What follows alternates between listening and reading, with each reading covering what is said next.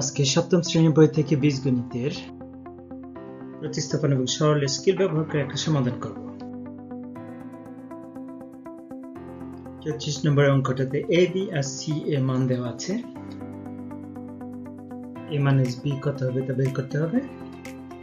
a এর মান দেওয়া আছে x square minus xy plus y square এবং b এর মান দেওয়া আছে x square plus xy plus y square. এখন আমরা এই মানগুলি নিয়ে a আর b এর জায়গায় বসিয়ে দেব। a এর পরিবর্তে x square minus xy plus y square minus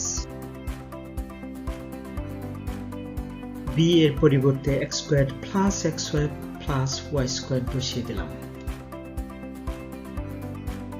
মনে রাখতে হবে মানগুলোর চতুর্দিকে যেন ব্র্যাকেট দেই, কারণ মানগুলোর আগে যদি মাইনাস চিহ্ন থাকে প্রত্যেকটা পদের চিহ্ন পাল্টে যাবে। এই ব্র্যাকেটের সামনে যেহেতু ইনভিজিবল প্লাস আছে, এর প্রত্যেক পদের চিহ্ন একই থাকবে। পরের মানের আগে মাইনাসের সাথে প্রত্যেকটা পদের চিহ্নের সাথে গুণন করতে হবে।